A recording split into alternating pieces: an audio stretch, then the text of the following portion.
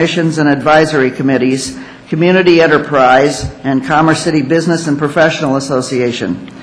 This evening, audience members can also submit written questions on cards provided. Simply raise your hand, and all the cards will be collected for review by the moderator. Kathleen has her hand up, and if you wish to ask a question, just ask for a card and a pencil.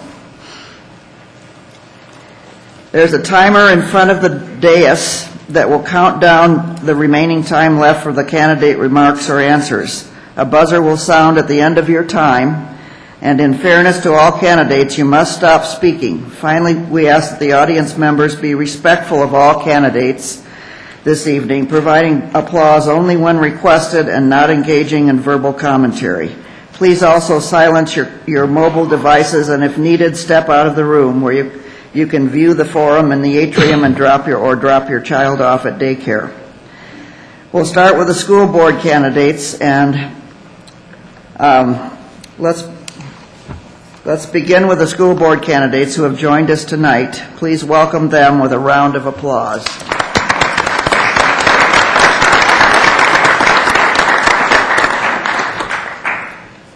Thank you for being here this evening. Each of you will have 3 minutes to introduce yourself to voters and tell us what you hope to accomplish as a board member. We will go in alphabetical order, so Mr. Archuleta will begin. Where are you? Well, good evening. Okay. I'm Jimmy Archuleta. Okay. I've been a long-time resident of Commerce City. I moved out of here in about 1971. I just moved back about 4 years ago. I moved back and I found out that the school district was in dire need of somebody like myself to come in and be the rescuers, like what I like to call it. I got involved in the school district. I started attending the school board meetings. I got to know the new superintendent and his assistant, Dr. Candy Steele. I know Mr. Rolla for a lot of years. I know a lot of people that are on the school board. And I decided that, I need to be here and involved for these children. I think every one of these kids deserve a diploma hanging on the wall. The school district is moving in a new direction. They're applied learning for the teachers, for everybody out there. We're going to try to move the school district into a STEAM education, which is science, technology, engineering, math, and arts. Well, I got them out of order, but I'm not really a public speaker. I will talk to you one-on-one to get to know you a little bit better. I'm not much of a public speaker, so I do appreciate the time and I'm grateful that people are here to listen and learn who I am. I'm here for the kids. I'm here for the teachers. I'm here for the parents. I did run for the DAC position that was open.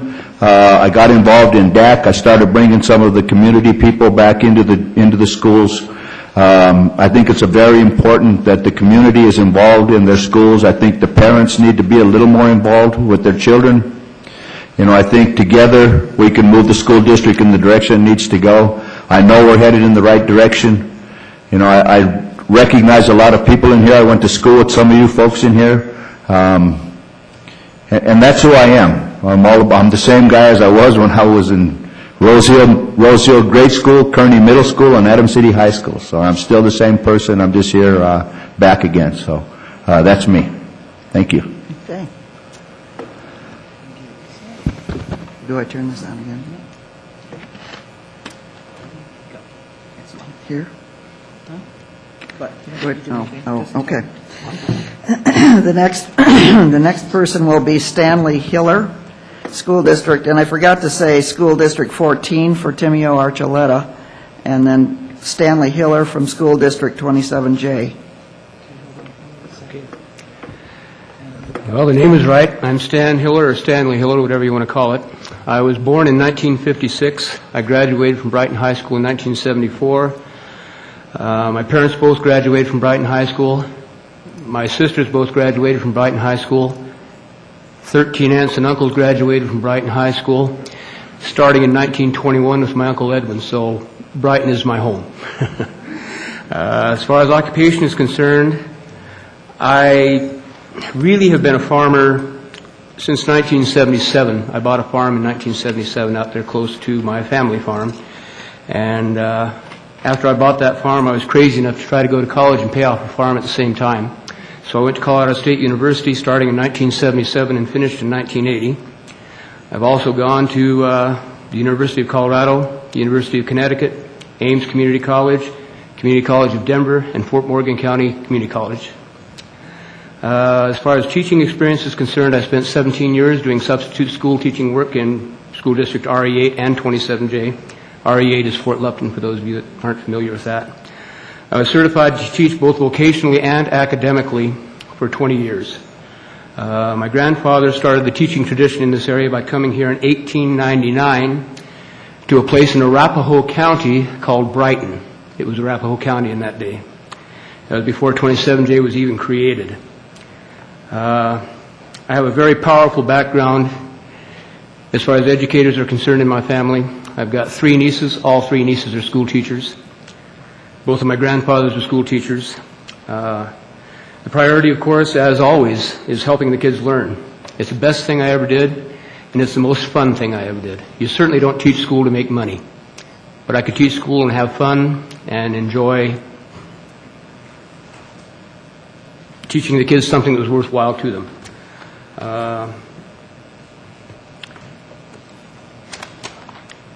As far as priorities in 27J is concerned, of course, money is a big priority at this time. The bond issue that's on the ballot this fall for about $250 million is a big deal. And I'm pushing very hard for that because I think it's a win-win situation for landowners and students both.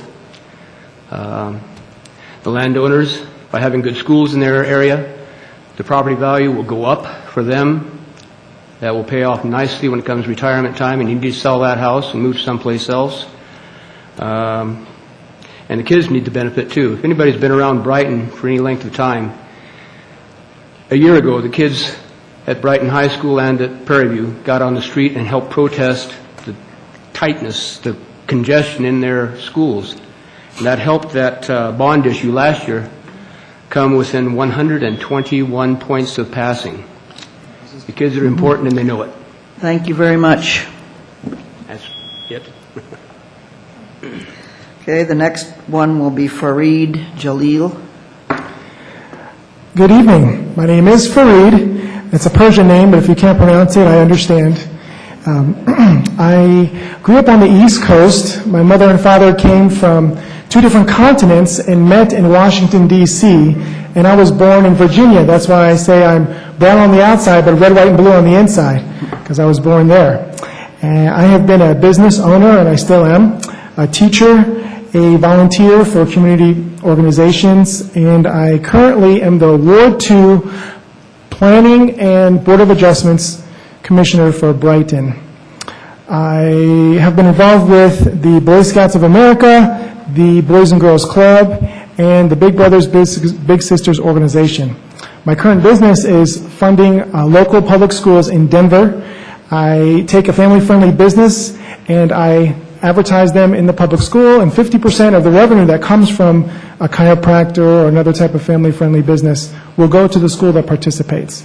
So I have a passion for helping the school system and the children thereof, of course. If they can have more resources, they will flourish. If they have the right people that love them, they will flourish. If they have enough time and attention given to them, they will flourish. So let's work together for the children. One of the reasons I'm running is 3C. I thought that bond measure is a great need in 27J. If we can have more schools, we will alleviate the overcrowding problem, and that will help families and help people to do their work efficiently there. We need good stewardship of taxpayer money. We need to decrease the dropout rate, and we can do that together. We can pay attention to the individual children who have problems, whether it's 10th grade or 12th grade, and they drop out before they graduate. We can address those problems early on, maybe it's 7th grade or 8th grade. And if we can do that, we can just alleviate that problem of the dropout rate and achieve the 95% that our district is looking for. And we need to have smart growth. Being on the Planning Commission, we're always passing the developers' blueprints on to the city council because they agree with the comprehensive plan of the city of Brighton. So we're always building new multi-residential developments, whether it's apartment complexes or just single detached homes. So we are growing, growing, growing. And I think that we need to pass 3C in order to grow efficiently. Thank you. Okay, thank you. Next, and Fareed was from School District 27J also. Michael Landwer, School District 27J, will be next. First of all, I'd like to thank each and every one of you for coming out tonight on a Thursday evening. Again, my name is Michael Landwer. I am representing School District 27J. I grew up in North Metro Denver, attended Horizon High School, not too far from here. I have a wife at home, and I've got 3 kids at home.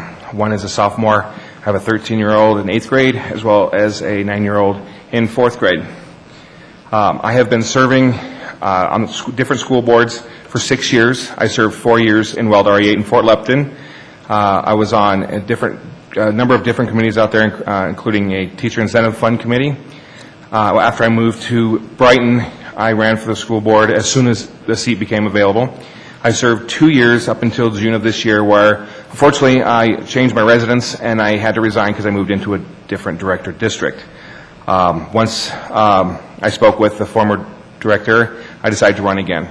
The reason I want to run and the reason I'm here this evening is I'm passionate about kids. I work with kids all the time. I see them, they come in, they're more than welcome to come into my house. I'm surprised some of them don't even have keys to my house. I work with the Boys and Girls Club all the time. I actually was asked last night if I was going to be able to coach again this upcoming summer for baseball. I was on the Capital Facilities Fee Foundation while I was on the board. I was also part of the Reaching In, Reaching Out Committee, which is a committee that recognizes different community members for assisting and helping the district grow and make it a better district. I also joined NALEO, which is the National Latin American Elected and Appointed Officials organization that we have here, and it's a nationwide organization. I feel it's very important that we can be very diverse in what our knowledge base is as we serve, because we have a very diverse community. We have a large community. We are part of Commerce City. We are part of Thornton, and we are obviously Brighton as well. I may live in Brighton, but I'm in the 27J community. And what I want to do is I want to help build that community. I want to help increase parent involvement in our schools. I attend PAC meetings, PTO meetings, and I want to see more parents there. I want to see them excited to come. I also want to help reduce the negative factor, if not eliminate it all completely. We've been doing as much as we can with what we have for way too long. All of our districts in the state of Colorado are struggling. We are struggling every day to educate our kids. Also, I want to continue our path of increasing our graduation rate and dropping our dropout rate. We have great kids in our district, and we need to stand behind them, and that's why I'm here. Thank you. Okay, thank you. The next person will be Gregory Pietrowski, and he's from School District 27J. Thank you very much for your time. My name is Greg Pietrowski. I am currently on the school board 27J. I was appointed 2.5 years ago and then ran for the rest of the term. This will be my first term from not being appointed. I am a 16-year school teacher. I am certified in music, social studies, and drama. I am currently working on my doctorate in education with a principal's licensure. I have been living in Colorado all my life. I am a Colorado native. I grew up in North Glen, Adams County, and 5-star schools. When I moved out here 10 years ago into the Brighton area, actually in Henderson, I've tried to be involved with the schools as much as I can when time has allowed, and when I had the opportunity to run, I could not say no. As a school teacher, I know how things are affected at the classroom level, and I understand how policies and procedures at school board level and state level and even federal level affect our students. And I want to try to bring my knowledge to the school board to make sure that our students are always in the forefront of every decision that we make. I have served on the CASB Legislative Resolutions Committee as long as I've been on the school board. I have gone down and talked to our representatives at the state capitol. I have, excuse me, I have also served on 27J's ballot initiatives and our last campaign, a group to get together to see what we could do for our building situation with parents, families, and community members. I am also a NALIO participant, and I was actually awarded a scholarship to go out to Washington, D.C. last year to learn more about NALIO and what we could do for our Latino students in our district. Going forward, I am all about helping our school district grow. We've tripled in size in the last 10 years. We're at 17,000 students, and we're only going to keep growing. We need to have a good plan in place, which we do, and we need to follow that through. Graduation rates are always a top priority for me in increasing our graduation rates. I am also looking forward to continuing to try to increase our ACT scores. And the biggest concern for me is for all of our students in our state and our district to come out with a good education, but also great life skills and critical thinking skills, because all of our students and all of our children in this state will be taking care of us and be running this state eventually. Thank you for your time. Right. Okay, thank you. The next one will be Luke is it Ricards? Ricards, that's right. And he's from School District 27J. Correct. My name is Luke Ricards, and I'm here tonight as a representative running for the District 6 position in School Board 27J. I'm excited to be up here with these other candidates. Just so you know, I feel that a vote for any one of us up here is going to be a good vote. We are invested members of the community of Brighton, the community of Adams County, the community of School Board 27J, which, by the way, has a really big footprint that does overlap with Commerce City. Thank you all for being here tonight. Thanks for listening to what we have to say, getting to know us a little bit better. I, too, would like to have the opportunity to speak with each and every one of you one-on-one. If you have any questions, individual concerns or comments, I'm happy to listen to those. Clearly, I'm not elected yet, so these questions would be just to determine, hey, is this guy for real? Is he something that we want to put a vote behind? I got interested in running for the school board a couple of years ago, but most recently had the opportunity when the seat became available, and it happens to be the same year that my daughter started kindergarten. Many of you in this room have gone through that experience. I want to make sure that I'm not just a parent who is invested in my daughter's education. My son, who's 3 years younger, will soon follow. And but what I really want to do is make sure that our superintendent, his staff, and the rest of the people that work in 27J have the opportunity and the tools to bring our children through not just a step-by-step path to graduation, but a true learning experience. I'm passionate about education myself. I graduated from CU Boulder in 1999 and from Regis University with a master's in business in 2009. I'm currently active in the community, stumping for 3C. I was very disappointed when we as a community came, as Stan said, within 120 votes of getting the money we need to make sure that our kids are taken care of. Vote for 3C before you vote for me. But I want to make sure that when those funds come in, we put them in the right place, that there is oversight and transparency. I feel that it's a very small and minimal investment for a very large return on investment.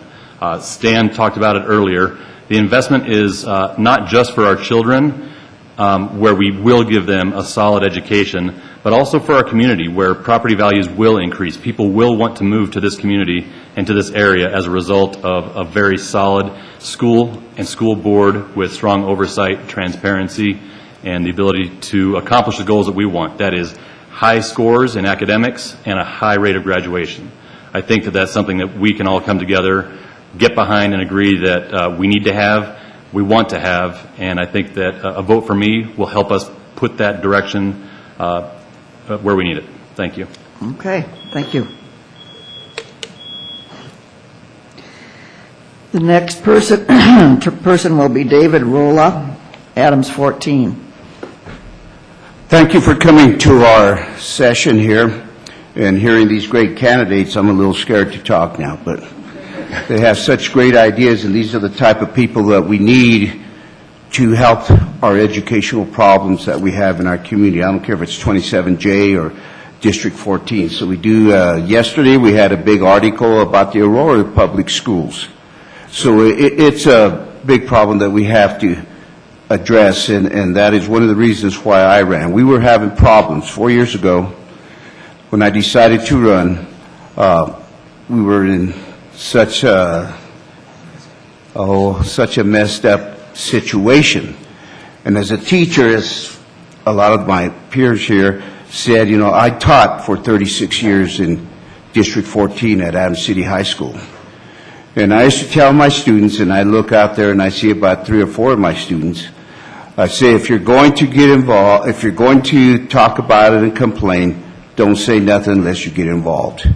And as I see them out here, they're involved, which makes me happy, and I couldn't tell them that and me not get involved as I talk to them. But when we came in 4 years ago, or when I came in 4 years ago, we were, and not going to lie and try to hide it, we were in what we call turnaround, where the state is looking at maybe coming in and taking over the school district.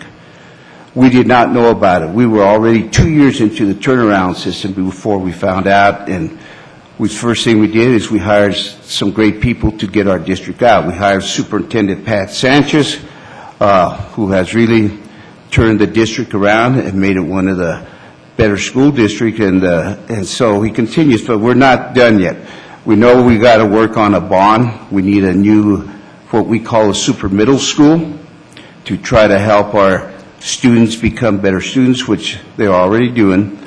And we want to work and put into what Timio said, the STEAM program into succession. And not only that, we have to get some little help because we have 600 kids, preschoolers, sitting at home who we have to find, because we believe our philosophy is if we can get them in, we can start them early and they'll be better. It's just like coaching baseball. I don't know who said here, Mike, I think, said he's a baseball coach.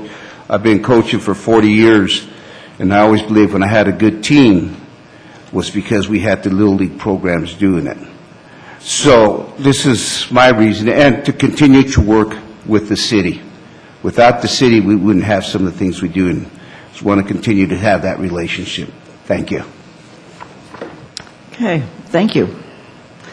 And last, Lloyd Worth, who is from School District 27J.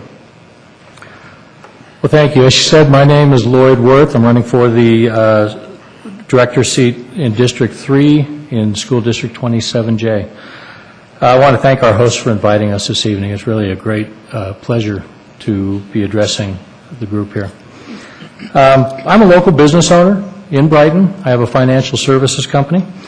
I've been in this 27J school district for over 20 years, and I'm very proud to say that I had 2 children that went completely through from kindergarten through grade 12, graduated, and they're both attending Colorado State University at this time. My daughter just graduated magna cum laude in class of 2015. Aside from having the kids in the district for that 14-year time period, I have kind of a unique relationship with the district. You see, I work very closely with the Brighton Youth Commission.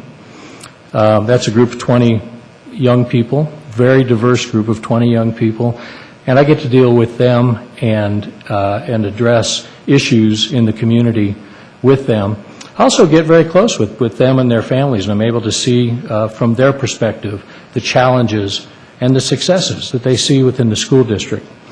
I serve on a couple other nonprofit boards, Almost Home, which serves the homeless community and families specifically.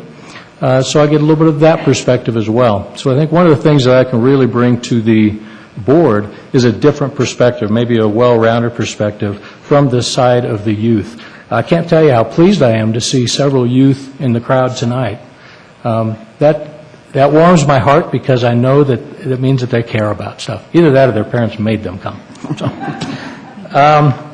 one of my main charges, I think, as everybody's kind of mentioned, we're all fighting the war, trying to get the community support behind our school districts. I think that's a major issue. I come from an area where, in Fort Collins, it's an education community. They understand the value of a good, solid school district in your city, in your community. I'd like to get that shared within our group as well. I know Commerce City and Brighton share a lot of things, so whether you're in Adams 14 or 27J, I think that should be a charge that we all need to do, is get the community engaged in our school district. I think that should be something that we should always be pushing for. Educate them, make them aware of what's going on, celebrate the wins with the community, and I think it'll be a much less struggle going forward. Thank you very much. Okay, thank you. We have some questions here, but we have very little time, so I think anybody who has written a question, be sure and yeah, for the council members, for the school board members, anybody that wants to ask a question, if you can stick around a little bit and meet people in back, maybe they can ask their questions of you. They're about year-round school, about what if 3C fails, what will you do, and Common Core. So if you can stick around and meet these people in back, maybe they'll address their questions to you. Okay, let's have a round of applause for these school board members.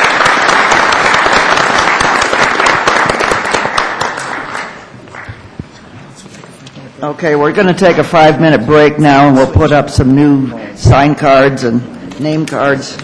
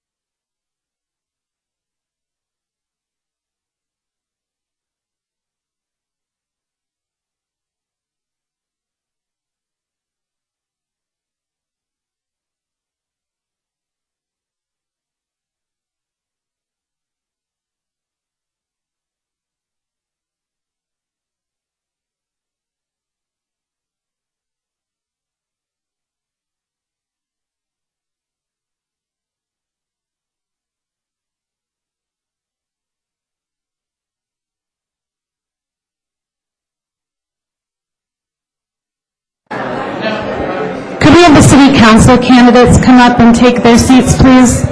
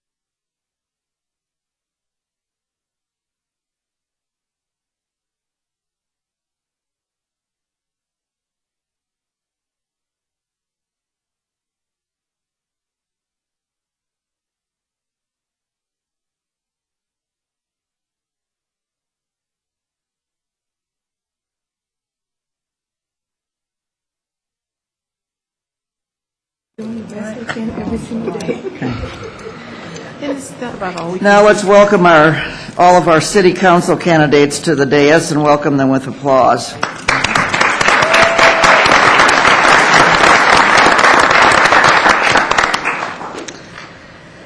Each of you will have 2 minutes for opening remarks. We will begin with the candidates for mayor, followed by ward candidates, and then the at-large candidates using the ballot order.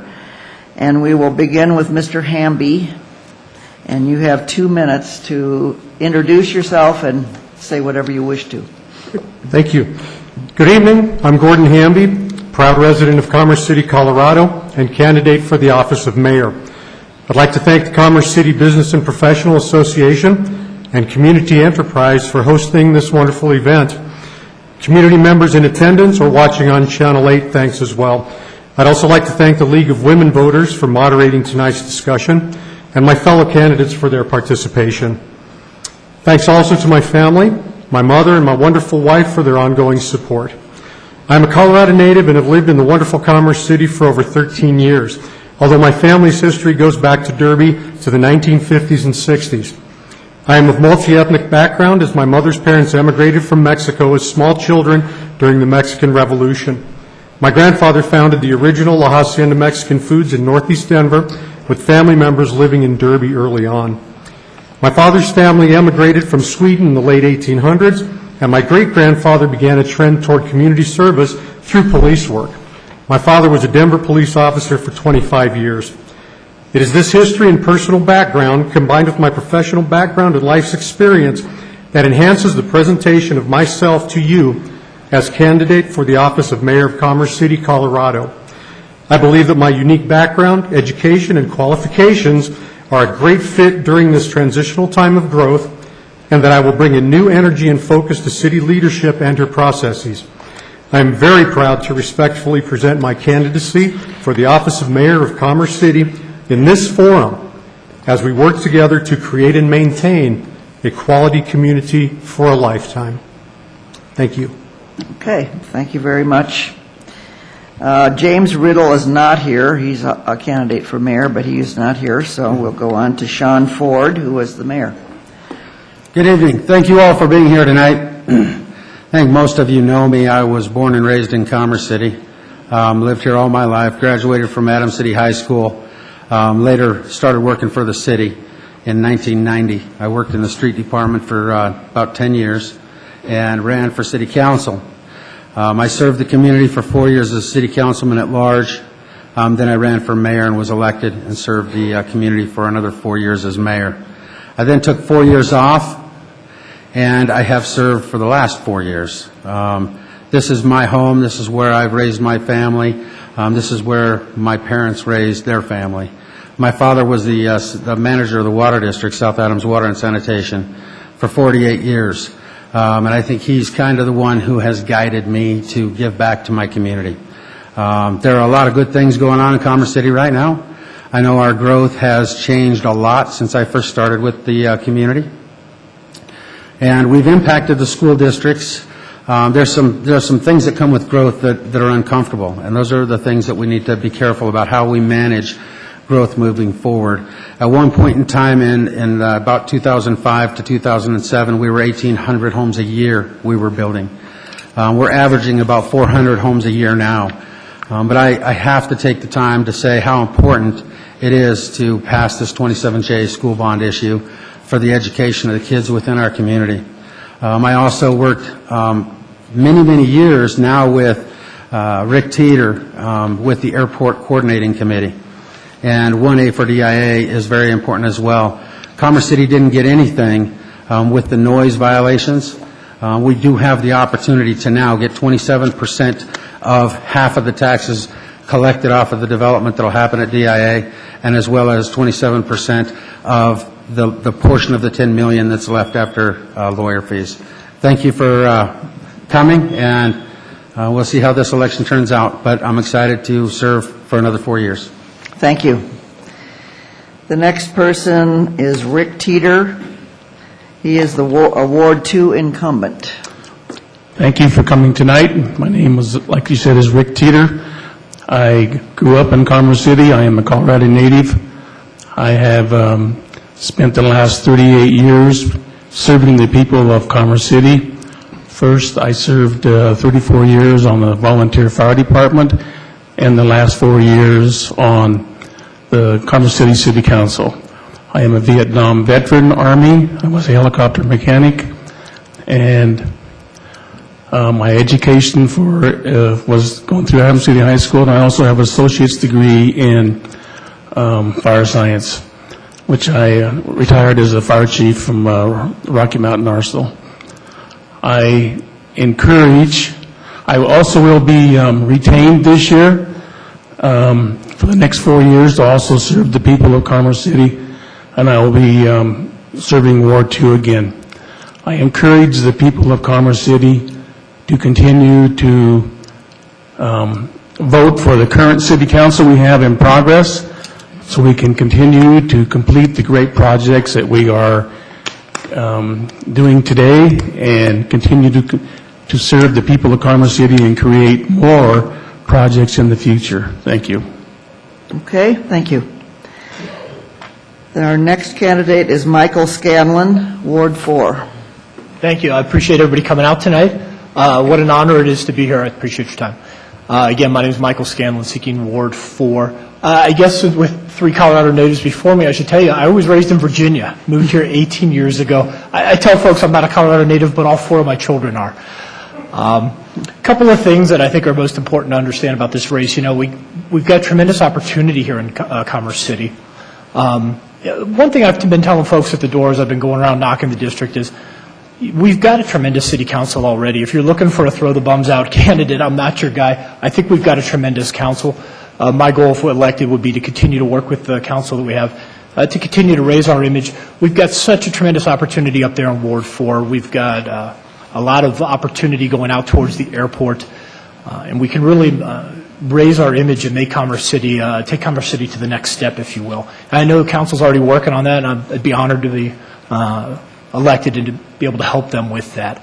I think I'd leave you with this thought. I've been honored and humbled to be endorsed by Congressman Ed Perlmutter, and I don't know how many of you know our congressman, but he's well known. He's really earned a reputation for being a hard worker. So I'm trying hard to keep up with that image of his. I've already walked the district once, been through every neighborhood. I'm going through a second time listening to folks, and perhaps I'll have a chance to share with you what I've heard so far. But I just want to leave you with that I'm doing everything I can, working hard to get there, and I appreciate the opportunity to earn your vote. Thank you.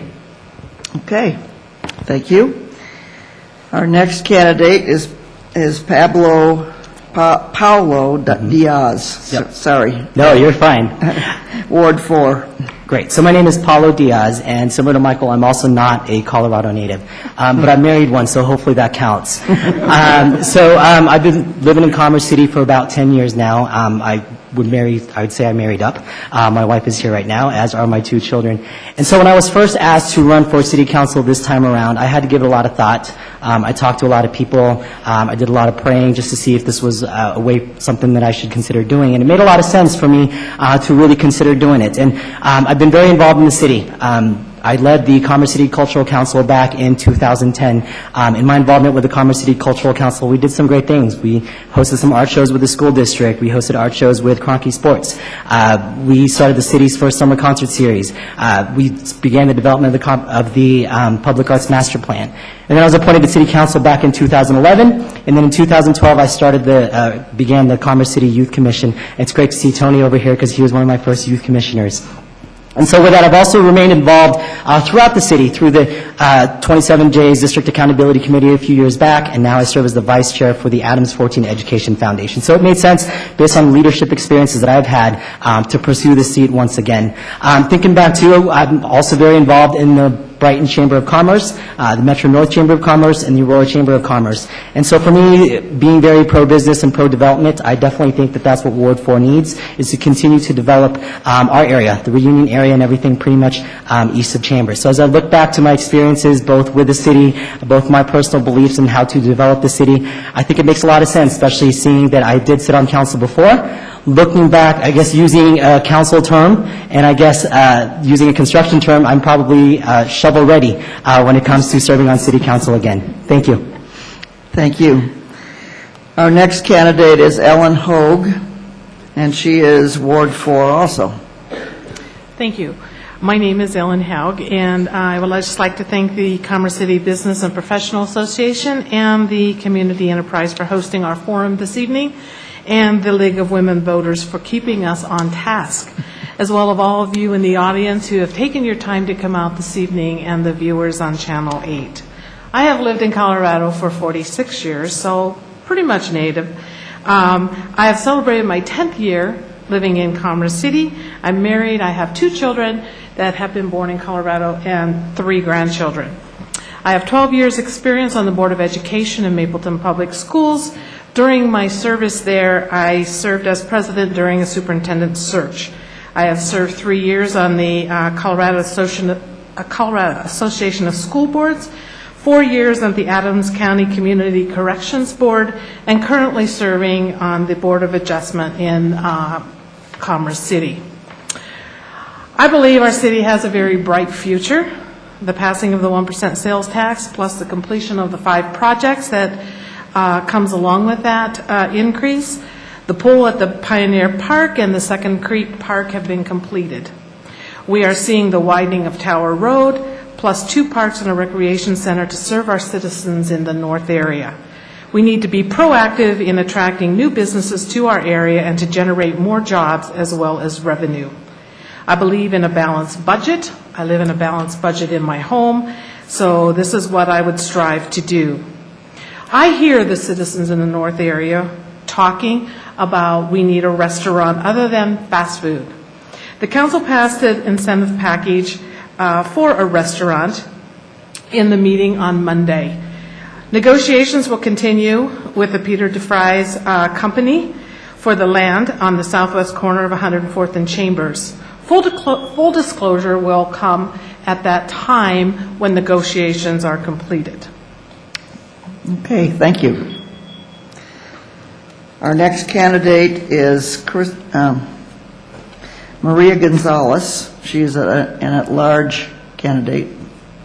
Good evening, everyone. My name is Maria Gonzalez. I've been in Commerce City for the last 25 years, and I seek to be... Use that. Yep. Thank you. Again, my name is Maria Gonzalez. I've been in Commerce City for the last 25 years, and I was a prior employee of the city for a number of years in so many different positions within the city. I am a small business owner that I've operated for the last 9 years. I have 2 children here in Commerce City, gone through both school districts. I've lived in the north, I've lived in the south, and I've been a part of Commerce City's nonprofit organization for the last 20 years, specifically being proactive with the Quality Community Initiative to plan way before 2K for all of the major projects that need to come to Commerce City. We understand the need of the growth of Commerce City, the need of working together in partnership with the school districts, and working together with the small businesses, and also a growing population. I also want to acknowledge everybody that participated to put this event together. I really appreciate it. And I'm going to say a few words in Spanish because we have a huge Spanish audience and we always have to translate to them. I am so privileged to speak Spanish. Bienvenidos todos esta noche. Y quiero decirles que yo soy su candidata de electoral para el Consejo Municipal porque yo creo en Commerce City, creo que tenemos oportunidades para toda la gente. I believe in Commerce City, I believe we should build opportunities for all. Thank you very much for your support and I really look forward to working in city elected officials so that I can continue some of the great work in Commerce City. Okay, thank you. Our next candidate is Gene Leffel. He is also running at large. My name's Gene Leffel. I think probably everybody here knows me by now. I've been here in Commerce City since 1980. Came to Colorado in 1976. I was 17 years old.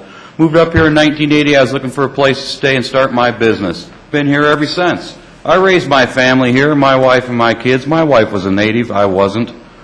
She's gone now, but I'm still here. Both my sons live here in the community.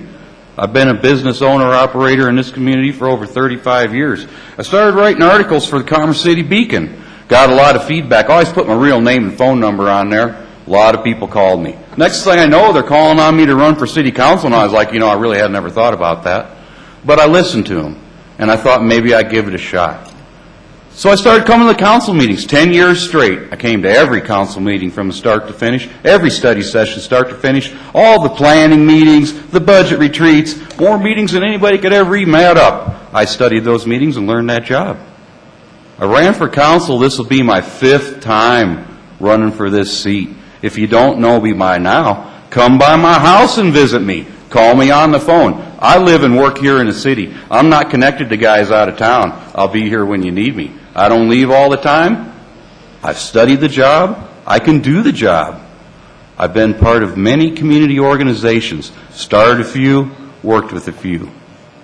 My life is here. I have time to do the job. I'm semi-retired.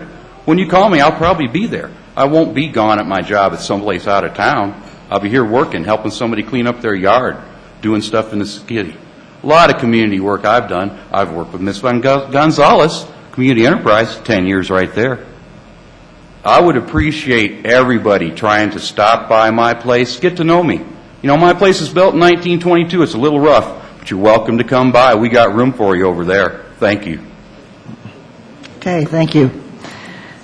Next is Stephen Douglas. He's an incumbent at-large candidate.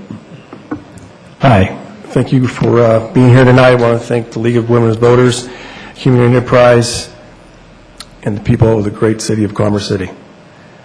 First of all, I tell you a little bit about myself. I want to take a second to thank you for electing me in 2011. I'd like to say that it's been a privilege to serve you, and the last 4 years have been incredibly honored to serve you as well. It's been rewarding. So now I'd like to introduce myself. I'm Councilman Steve Douglas, running at large. I consider Commerce City my hometown, and I'm so glad I moved my family here in 2004. I'm an experienced public servant. I know the demands of serving in office. My family also knows the demand by realizing the rewards far outweigh the sacrifice. I work at King Soopers here. I've been there for 38 years. I'm a proud family man of 5 kids. I have 2 graduated kids from college and 3 kids remaining in college. I have 3 grandkids and a grandpuppy.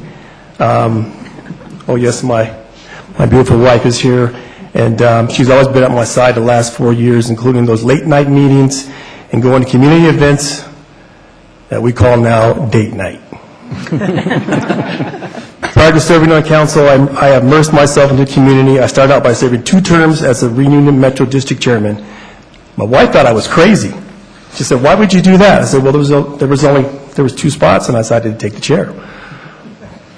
So, also, I've served on many municipal boards and commission. I continue to serve on several boards as my role as councilman at large. Getting involved in the community was the best thing I ever decided to do.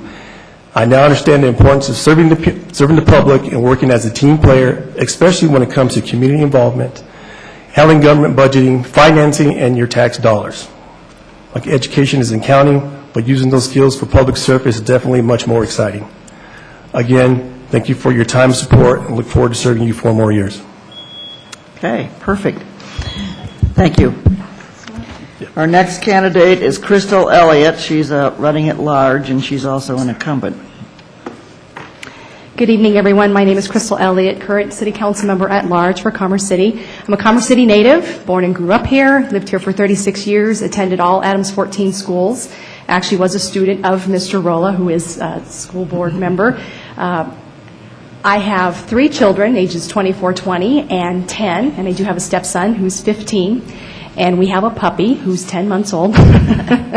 I have been very proud to serve for the last 4 years here on City Council. I can definitely say I have a true public servant's heart. I like people, and when people approach me and say, "What would you be in politics?" Well, you know what? It's not about the politics, it's about the community, and I consider myself a community advocate. I always decided, or I had decided early on when I decided to run back in 2011, it was a challenging decision for me, and I decided, you know what, my heart is there, I care about my community. I'm actually living in one of the oldest neighborhoods in Commerce City. It's my grandmother's house that I've renovated over the last close to 6 years. And I decided that, you know what, this is the perfect opportunity for me to be in this position to give back to the community. Commerce City has come so far from even just the last 4 years, but even in the last 10, 20 years, and especially with the projects that we've encountered with the 2K ballot initiative that passed in 2013. We have 2 projects out of the 5, and those next 3 projects are going to be done before you know it. Commerce City has really put itself on the map. Other municipalities are looking at what we're doing, and I think there's a little bit of envy. Just based on some of the conferences that I've attended, people have approached myself and some of my colleagues saying, what is it that you're doing in Commerce City? Just watch us. We're doing what's right for our community. It's been a long time. It's not easy. It's not a decision. It's not a project. It's not anything that can happen overnight, but with the diligence and with the current council that I've worked with, I've been proud to serve with. Commerce City is definitely on the map, so stay tuned. Thank you for your time. Thank you. And lastly, Anthony Stellato, who is also running at large. He is not an incumbent. Thank you very much. My name is Anthony Stellato. I have lived in Commerce City for 11 years. I have been a business owner. I've been a volunteer with the Denver Police Department and their Community Emergency Response Program. I'm proud that Commerce City is now offering that program, and I'm working hard to make sure that program is a huge success. I became interested in helping the city mostly through my experiences in owning a business and being involved with the community in that forum. I do bring an inquisitive mind, and I will work to ask tough questions. I'm also a big supporter of community involvement in politics and the running of the city, and I would work hard toward that end. Thank you. Okay, thank you. Thank you all. We'll move on to the questions and answers. We have a variety of questions for our city council candidates. Given the number of candidates in the field, not all will be answering the same questions. Please direct your remarks to the moderator and the audience. We will not be engaging in a debate with other candidates. Candidates will have 60 seconds to provide their answers, with the exception of 2 lightning rounds, which will be just a yes or no response. All candidates are going to be asked the following 3 questions, and so let's start with Anthony and start with this question. If you could accomplish 3 things during your term in office, what would they be? One thing I would really like to accomplish is getting information out to the public about what's going on in meetings so there could be more community involvement. Second thing would be I'd like to address the train tracks in the northern part of the city to make that a viable commute and a safe commute for both ambulances and to and from work. There would have to, I don't know what we could do, but there'd have to be some communication on it. The third thing I would like to do, and there's very limited limited stuff we can do, is really dig in and help the schools become more, help the schools any way we can, because we need good schools for our community. Okay. Thank you. Crystal? If you want me to repeat the question, I could do that. Yes, please. Okay. If you could accomplish 3 things during your term in office, what would they be? Okay, thank you. First off, was my platform for 4 years ago, and it's still my platform, would be the affordable housing. And I realize this is a metro-wide, actually statewide issue, but with the momentum that we've built up over the last few years with a lot of the projects that we're working on now, I feel that this would pair nicely with something that we can incorporate as a city program, if you will. We are in a position to be competitive for federal grants, community block development grants. So that would be the first one, again, affordable housing. Second, I would definitely say the road conditions. Even though we have a lot of truck routes within the core part of the city, there are a lot of streets that are in need of repair. And what has been difficult in the past, and hopefully we're going to get through this, is a lot of the streets were either state highways or unincorporated areas of Adams County. So that is definitely the next project that I'd like to see come out of the gate. Thank you. Okay. You can get your third one in at the end. That's fine. Stephen Douglas. Okay, thank you. Right now, the City Council has done so much in the last 4 years. We have set ourselves on a nice pace for the growth we're having right now. So one of my 3 would be to make sure our city is shovel-ready. Right now, we'll have certain land right now that's shovel-ready as far as your restaurants, commercial. With the expansion of Tower Road, that's going to help our city get ready to be shovel-ready. Also, keeping in line the Pena Tower on-ramp, making sure that's done because we acquired $3.2 million from E470, and the clock's ticking. So we got to make sure those things stay in place, start to finish. My third thing is I have fostered many relationships with federal, state, and local officials in both school districts, and making sure those things stay in hand because it's up to us to make sure we fill that gap. Okay, thank you. Gene? Yes. You want me? Shall I repeat the question? I think I can remember the question. Thank you. Three of the things I'd like to talk about here. You know, it was 12, 14 years ago I came to my first council meetings, and they were talking about getting a restaurant. Well, we've lost quite a few of them over the past 12, 14 years. I'd like to see us get some decent restaurants. I don't know how to cook. By golly, I got to get my food someplace else, and we need some restaurants. I'd like to see some commercial opportunities here. Retail, appliances, big box store items. We forgot to bring any of those in, too. Now, I wrote a song about the train problems and the train noise, and I'm not going to sing it for you now, thankfully. But that is big trouble. But we got to remember who pays the bills in our city, and that's your big industry. Folks, if it wasn't for big industry, we wouldn't be sitting in this city hall because we'd be broke. We need to talk to industry and get industry back in our city. That's what keeps your property taxes low. That's what pays the bill. And those guys are going to need someplace to eat their lunch when they bring their factory here, and we're going to need some restaurants for them, too. Thank you. Okay. Maria? The three things that I would really like to work if I was to get elected. Number one would be to promote education. I believe the lack of education in our community really reflects the lack of getting some big employers that we need. So partnerships with the local school districts, partnerships with higher education colleges, and bringing that education part would be significant. I know it's not going to be an easy task, but it's definitely needed. Second, I think we need to collaborate more with the population, of business population right now. We need to bring resources to the small businesses so that they can continue to be successful, to have resources in education, and the economic development would increase. And also, community outreach. I see the city has done tremendous efforts to do community outreach, but I think we need to come back together as a city. I love the fact that we have Reunion, Frontera Village, Derby, but we need to be speaking in one voice, one community. Okay. Ellen? The things that I am looking at is completion of our projects. I believe our citizens voted on that, and I believe we need to make sure that they are done. And then look at our future projects along with our community and what those projects might be. Also, I am excited about the fast tracks area. I see what that has done in other communities that I have visited just recently, and I see what we can have. And it just makes my mouth water to know that we can have that. We just need to dig our heels in and get moving forward on that, as well as our Victory Crossing can bring us more revenue, and that then piggies back into our schools. We need to have good schools in order to attract businesses and homes and restaurants to the area. Yes. Because I've heard that in the north area.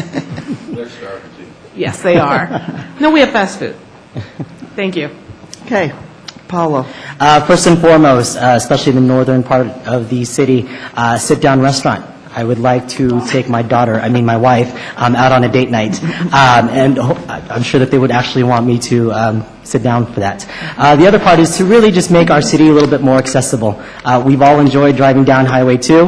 We've all enjoyed driving down Tower and just widening those roads, and obviously an on-ramp to Pena. It's really hard for me to get down to Aurora and see my parents, driving all the way down to Tower just to figure out how I can get onto Pena. Last, let's bring a big business out in Commerce City. Let's think about Aerotropolis, the potential that we have with Aerotropolis. I think back to aerospace industries that we have throughout Colorado. You think southwest part of town, there's Lockheed Martin. Northwest part of town, there's Ball Corporation. Where am I at? Southeast part of town, we have Northrop Grumman and Raytheon. We don't have anything on the northeast part of town. So hopefully we'll accomplish that and really bank on the fact of Aerotropolis sometime in the next few years. Okay. Michael? Only three? I could give you a list. I'm just going to go until my time's up. How's that sound? The number one thing I hear at the door is a sit-down restaurant. I think we've got to figure out a way to get a nice sit-down restaurant, not a fast food. That's the number one request I hear. We've got to do something about our schools in both our school districts. And I realize there's only so much city council can do, but we've got to roll up our sleeves and collaborate there wherever we can. One of the things I've really been talking about that I'd like to see accomplished is the opportunity we have out by the airport. We've got some development opportunity out there. I'd love to see us land what I refer to as a crown jewel. I don't want to mention any specific companies because I don't want to narrow folks' thinking, but I'd love to see us get a big employer out there, get 500 or 1,000 good-paying jobs out in that part of town. There's a lot of little things we need. We need a sidewalk going down Chambers. I'd like to see us, this was Councilman McEldowney's idea, at 120th and 85, I'd like to see us get an overpass there so that you've got a straight shot east-west getting out of town. Those are just a handful of things that are on my mind. Okay. Rick? Okay, first I would like to, I'd like to start off by saying if this current city council could bring sit-down restaurants to Commerce City, we would have already done it. We are working our hardest to get them to come in here and settle. Nobody wants them more than we do. We offer a lot of incentive packages, and we do our best to try to bring these sit-down restaurants into Commerce City, and we will continue to do that. That is something we're all looking forward to. One of the other things is we want to make sure we take care of our industrial people here in Commerce City, especially on the south end. As Gene said, these are the people that keep our taxes low, and I am all for keeping the industrial clientele in Commerce City. And also, I would like to readdress to the Mile High Greyhound Park. We failed on our first mission to get something built on there, but we are going to continue to get something built on there and develop that area. Thank you. Okay. Sean? I would say commercial retail, both in the north and the south. Transportation is a huge issue. Some of our older roads need to be repaired. 88th, Rosemary's over-impacted. But one of the things we need the most is better communication to our residents, whether that's via the internet, a newspaper. We need to be able to make sure that our residents know what's going on, what are the projects that we're doing.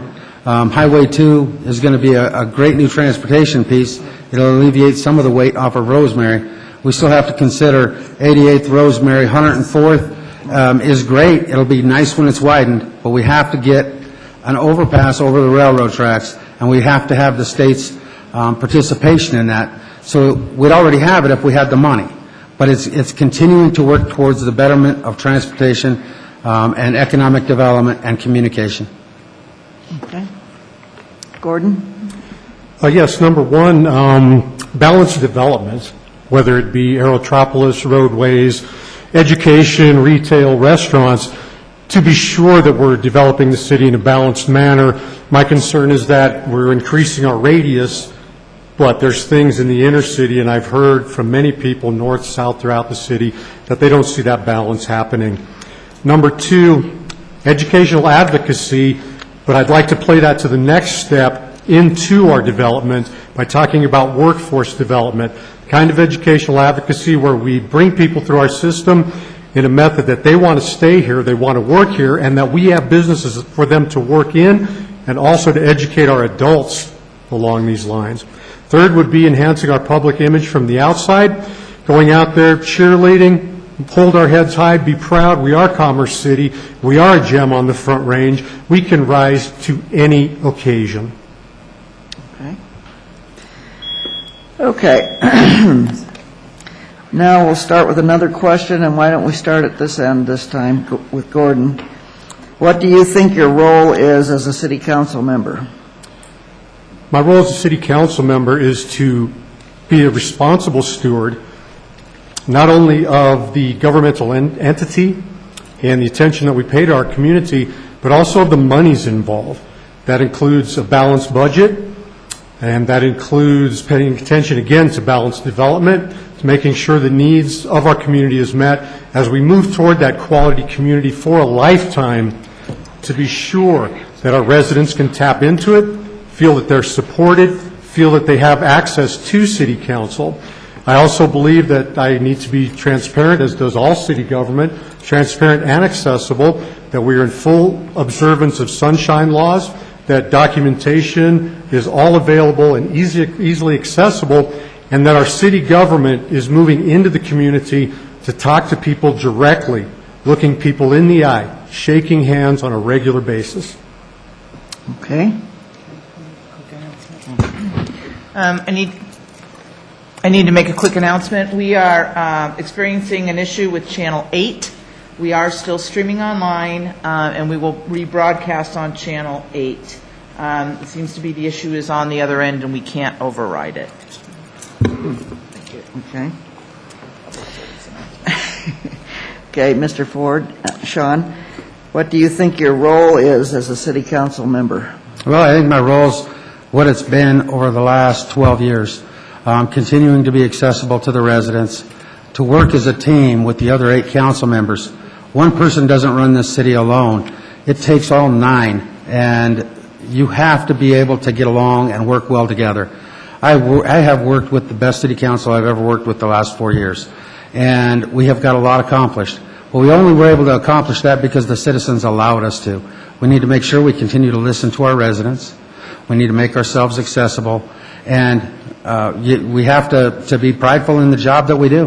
Be proud of where we come from, and that image will change on its own. Okay. Rick? Okay, it's to me, it's what Sean just said is about working together as a council, but the main thing is for the people of Commerce City, quality community for a lifetime. It is our role to make sure that everybody in the city has access to transportation, to take them to and from doctors, access to rec centers, to be able to get in and keep themselves healthy, make sure we have trails and sidewalks in place, and bus service to make sure that people can move around this city as they get older without a hassle for the people of Commerce City. Thank you. Michael? You know, I'd start by saying I think we've got some great examples on council right now. All of them are very responsive to the citizens. I think that's one of the first things you have to be.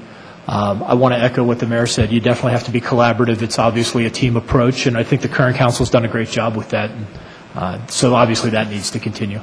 You know, when you talk about spending taxpayer money, and I know the current council gets this, it's really a sacred obligation. I mean, when we have that taxpayer money, we really have to make sure we're being frugal with every dollar. I think council's done a great job with that. And I think it's just being responsive to the citizens, you know, being accessible so the folks can reach us and responding to their needs as best we can. Okay. Pablo? I think the most important part of this role really is to be a public servant. I think it's listening to the people and making sure that you are voting based on the people that you are serving versus your own personal opinion. With that, I also think it's important to make sure that we are keeping our residents safe. I think there is a reason why the biggest line item budget that we have really is public safety, is because we want to make sure that people can walk around in the streets or drive around and know that they're okay. And then the last thing is we just want to make sure that, you know, people are invested in this place. They buy their houses here. They live here. They spend most of their time here. Let's make sure that their time is well worth it. Make sure that they're living here and playing and just thriving. And the hundreds of thousands of dollars they spent on buying a home here was worth their investment. Okay. Ellen? I think it is listen to our community citizens. Always looking for an opportunity as well for bringing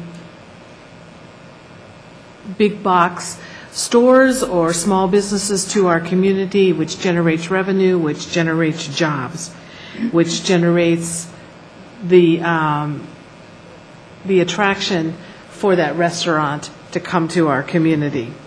Also, I think that we need to support the city, and we need to always be looking for the opportunity to make our city a quality community for a lifetime.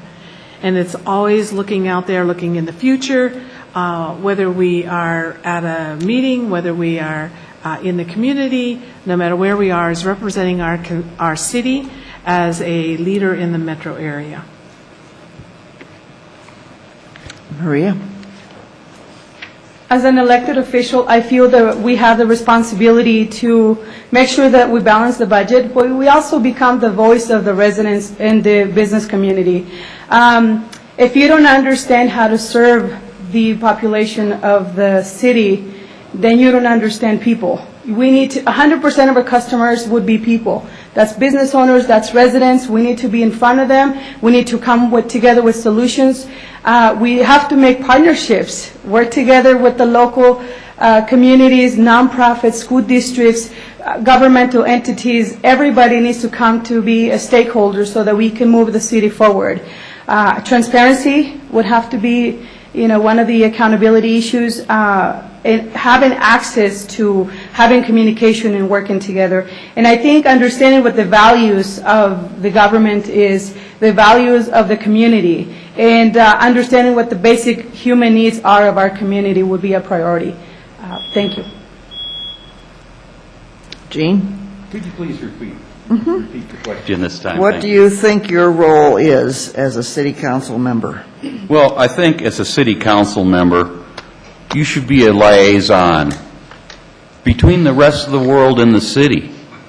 When people come to the city, they can be quite overwhelmed when they need to deal with a department or a process. When businesses come to here, they may not be familiar. As a liaison between the citizen, businesses, and other people throughout the world and our city, I could help them through their process to find the easiest and most productive way to accomplish the goal that satisfies the means. I think that that's lost. Many people, when they approach the city and need to deal with the city, they have difficulty. They don't know who to talk to or how to talk to them. And they spend a lot of time just trying to figure that out. Soon the problem has gotten bigger than it needs to be. People need help to understand the city process. I would like to be here to help them and to help businesses understand our city and become profitable and happy within it. Thank you. Okay. Stephen?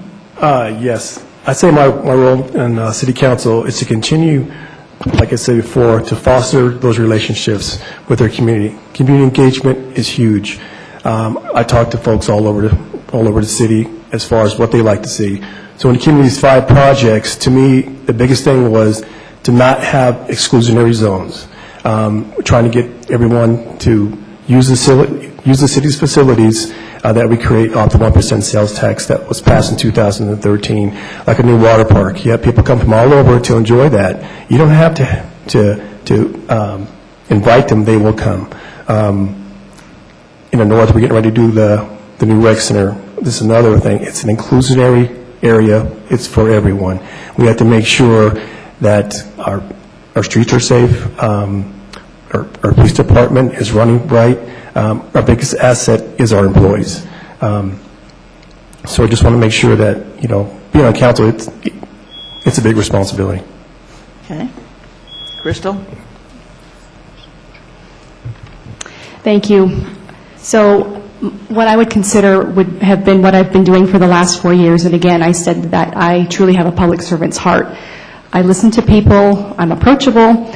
I can't maybe provide an answer or a project or anything at a moment's notice, but you know what, we do have a council that we collaborate with, and I think that's key, that we've been able to communicate as well as we have, and we've made great strides.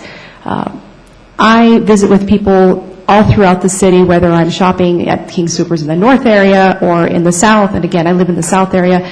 I do have a lot of friends and family in the north. There's a lot of rich history here, which I'm very proud of, and to Gordon's point, I'm actually a very big cheerleader for Commerce City. So I do like to incorporate conversations with people that are in the northern range that may not know as much of the history, and I think that's what it is. It's just a matter of talking to people. People want to know that you're listening to them. People want to be heard. People want to be reassured that you will address their concerns. Thank you. Okay. Anthony? My role as a city council member is chiefly to listen to the community and be a voice for the community. My number one goal will be to improve communication with the community to get their input. I would work towards improvements that we address with all tools available for the city. You have to use an open mind and make sure to address them as best you can. I would just like to say I do have experience bringing a sit-down restaurant to Commerce City, and I fully understand from both sides what concerns need to be addressed. Thank you. Okay, thank you. Let's see. The last question, well, I guess I'll start with Anthony. What the heck? What does the ideal Commerce City look like to you? Wow. Go ahead, 1 minute. Thank you. The ideal Commerce City would be, to me, addressing a lot of the concerns that we've been talking about with both meetings, both the school board and both with the city council. We would definitely need to improve the schools. We would definitely need to improve a lot of issues that we're currently seeing, but we have within our ability to reach that goal. We have the ability to reach a better infrastructure for commuting to and from work, for our emergency teams to drive safely down our streets, to be more of a world center with our Dick's Sporting Good Park. We just saw the eyes of the world are on Commerce City. So we have the ability to be more of a presence in this state. Thank you. Okay. Crystal.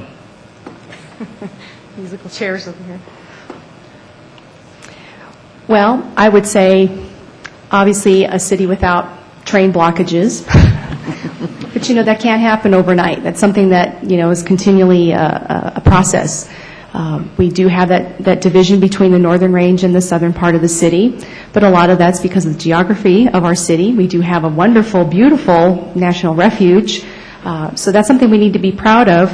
But I understand trying to bring the city together, and that's a hard task, but it's not something that we haven't tried, and it's not something that we don't continue to try. It's just difficult, and I'm just stating the obvious. A city with perfect streets, of course. Again, with the 2K ballot initiative, again, that passed in 2013, those dollars from here on out, once we hit those 5 projects, those dollars are going to be used for transportation purposes. So it's not something that's not tangible, it's just we haven't reached that point yet. So if I had to maybe give a synopsis, would be those 3 factors. Thank you. Okay. Stephen? Yes. I'd say an ideal city is making sure that our schools don't that the schools outpace the building of our residential water quality. Work with the state to improve our regulations and our water quality, because right now we don't manage our water, and we need to continue to have a great relationship with the water district. When it comes to schools, we both want to make sure our schools stay on top with funding. Also working with the state. We, as City Council, we have the opportunity to meet with our with our state officials, like I said earlier, to fill those gaps. We have those relationships. And one thing that we need to do is we need to carry the voice of the people to make sure that these things are done. Thank you. Okay. Gene? Well, I think we're talking about our ideal Commerce City. I don't think the ideal Commerce City for one person is the same as the ideal Commerce City for another. This country's supposed to be a melting pot. Everybody could get along and engage in other people's and enjoy their differences. That is a strong thing here for Commerce City, because we have a very diversified community. So what would I like to see? Well, I'd like to see everybody get along. And if one guy wants to do one thing, by golly, we'll let him do it until he bothers the whole countryside, because somebody else might want to do something else he doesn't like either. So we need to diversify and allow people to be the people they are and grow and make our community a community where everybody knows everybody else and we can all be friends with each other. And we should have a restaurant, a bunch of restaurants. That's what I think we ought to have. Thank you. Okay. Maria? For the record, I know how to cook. Restaurants are important. This is a very beautiful question. Thank you for asking this question. For me, I have it all over my marketing materials, because I truly believe in making Commerce City a destination.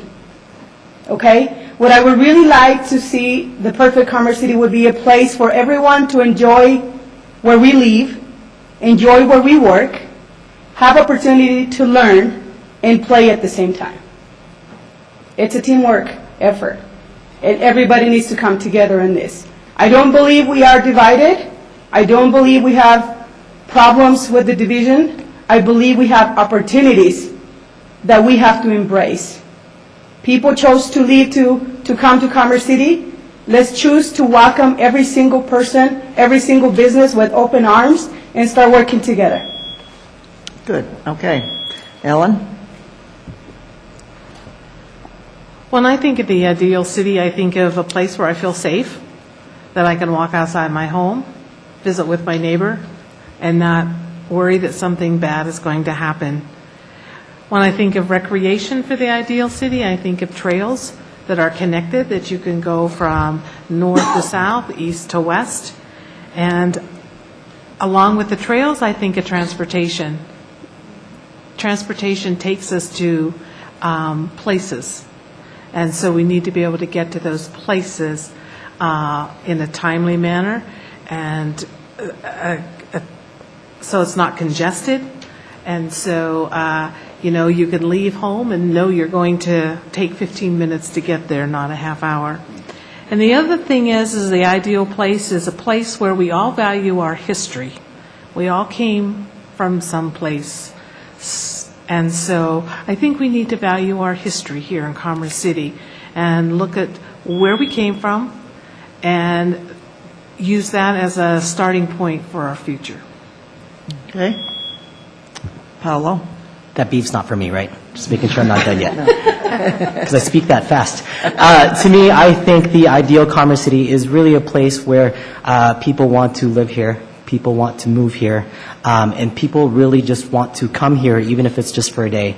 I grew up in Aurora, and I think back to my childhood of hanging out at Del Mar Park, or Exposition Park, where they had those big rocket towers. Del Mar Park had those really big water slides. Cherry Creek Reservoir was down the street. Skate City was over there. I can recall a lot of that stuff from my childhood. My wife and I are not the moving types. When we bought our house, we're probably going to live here for a while. And so we expect that our kids will hopefully have that type of experience where they can think back to what I have, like talking about sit-down restaurants. I think back to Senor Rick's over there in Mississippi. That's where I had my reception, not my wedding reception, the rehearsal dinner. That's where my sister had her rehearsal dinner. My brother had rehearsal dinner. All the happy hours are there. All the memories were spent there. And I just want to make sure that my kids have places like that where they can recall. Everybody seemed to work at the Arsenal or the Wildlife Refuge. Everybody has those great memories here at the Mile High Greyhound Park. I want the same thing. Okay. Michael? And maybe this sounds corny, but I think in some ways living up in Reunion, it is close to ideal. I'm very happy up there, and I think a number of the people I've talked to are. I kind of wanted to push back against the premise of this question a little bit. I mean, if we could have an ideal Commerce City, we already would. I could sit here and say things like quality of water, or the sit-down restaurant again, more pools and rec centers. I have a list of things we could do, but the premise of the question, I think, is a little bit unicorns and fairies. If we could have the ideal, they would have already built it. I keep coming back to doing something big, something grand, building a crown jewel out by the airport. And in my remaining 23 seconds, I want to put in an important plug for 3C. My two opponents here are great folks. If you live in Ward 4, the biggest decision isn't my race. The biggest decision is 3C. We have got to get our schools better funded, and this isn't some kind of unicorn or fairy thing. It's right there within our hands. We just need to get 3C passed, and our schools will be better funded. Okay. Rick? Okay, I suppose the most realistic thing that a person could say is let's move Northfield in the north end of Commerce City, and we'll solve all these problems. I would love to see sports utilities, fields built up on the north end also for the youth. I am very into the youth education and also physical ability for them. I would love to see facilities up there built and down here to take care of the youth in the future, and also three-stage senior housing that can handle the people as they get older, move through 3 stages of taking care of them. Affordable housing for the young. That's something that we need here. These young generation people that are moving out of the homes have no place to go in Commerce City, so they move out of Commerce City. We need to get affordable housing back into Commerce City for these young folks. Thank you. Sean? Well, a perfect Commerce City for me, I guess if you asked me when I was a kid, would probably be what it is today. However, we always have room to continue to improve. When I was a kid, we didn't have places to go. Now we have a water park. I think Commerce City, a perfect place, would be a place where you could work and live and also have to not leave to go get furniture or buy a car or be able to go to the movies, sit down and have dinner. I think it's a place where you have all the needs that you need without having to leave, and we haven't had that ever. And we're well on our way. We're getting better, but it just takes some time. And I can't not answer this question without saying something for Norm Union. We need a cemetery for people that have grown up and lived in this community and put their heart and soul into this community to be able to have a resting place. Okay. Gordon. Well, the notion of an ideal Commerce City brings me right back to the slogan, quality community for a lifetime. My consideration for this is not speaking about my lifetime necessarily, but the lifetime of the city, the lifetime of generations to come, the lifetime of people that may be attracted to this community by all the things we've heard candidates speaking of tonight. This includes a well-balanced community. It involves our capital projects. It involves education, workforce development. It is vital that all voices are heard, from the contemporary to the longtime residents. I would like to see the notion of the divide between North and South completely gone, because we are one united city and community, and we need more reference to being such. And in terms of our outside image, that would really go a long way. So quality community for a lifetime, including those items I previously mentioned. Thank you. Okay, thank you. Okay, now we're going to go to our lightning round questions. That just means a yes or no answer. And we'll start with Gordon. Our first lightning round question is about recreational marijuana. Remember, this is a yes or no answer, and we'll start on this side of the dais. City Council lifted the moratorium in June of 2015 to allow and license retail marijuana business in industrial areas of the city. To date, nearly 17 companies have expressed interest, and 3 have completed applications. Referred Measure 2U asks voters to approve a 5% excise tax on the transfer of marijuana and marijuana products within Commerce City. Do you support the ballot measure? Yes. Okay. Sean? Yes. Yes. Okay. Yes. Yes. Yes. Yes. Yes. Yes. Yes. Yes. Okay. The second lightning round question is about the recent agreement between Denver and Adams County to allow new commercial development on 1,500 acres at Denver International Airport. The deal would require Denver to share revenue with Adams County and provide an initial $10 million payment, which would then be split proportionally among the county and its municipalities, including Commerce City. The agreement must be approved by voters in both counties to move forward, and it is question 1A on the ballot. It's a county ballot issue. Do you support the ballot measure? And start with Anthony. Yes. Definitely yes. Yes. Yes. Yes. Yes. Heck yes. Wholeheartedly yes. Yes, yes.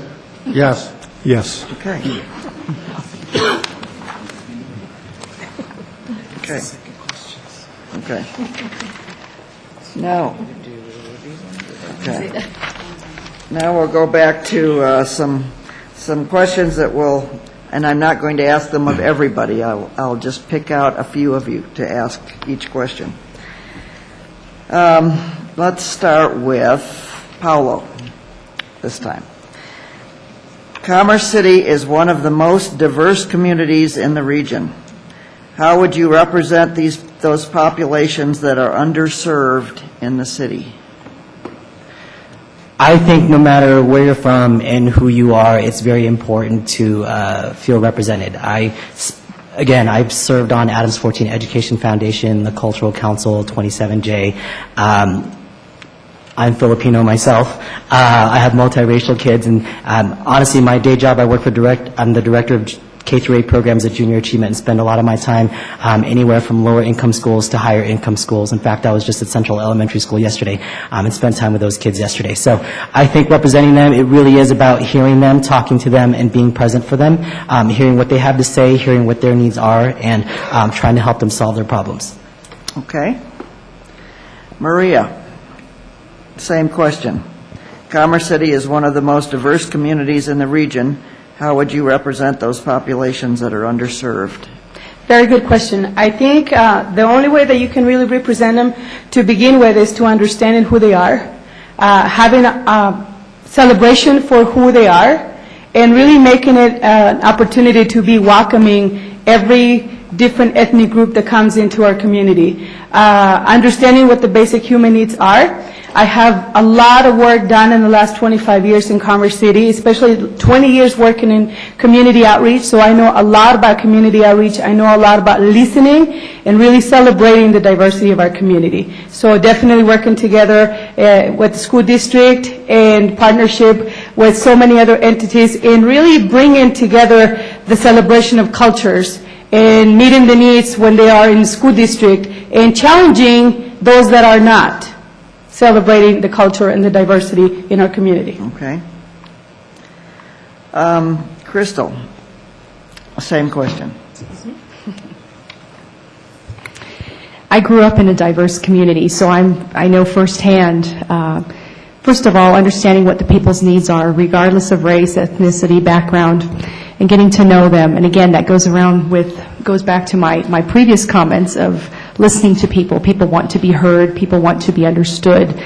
We do have a lot of nonprofits within the city and county level as well that we can partner with and have partnered with to be able to approach those particular individuals that are in need of such services.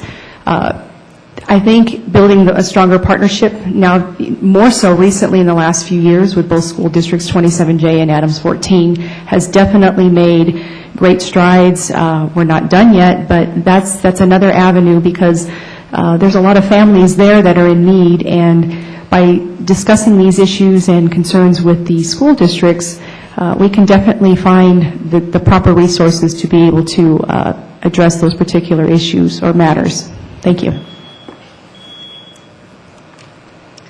Okay.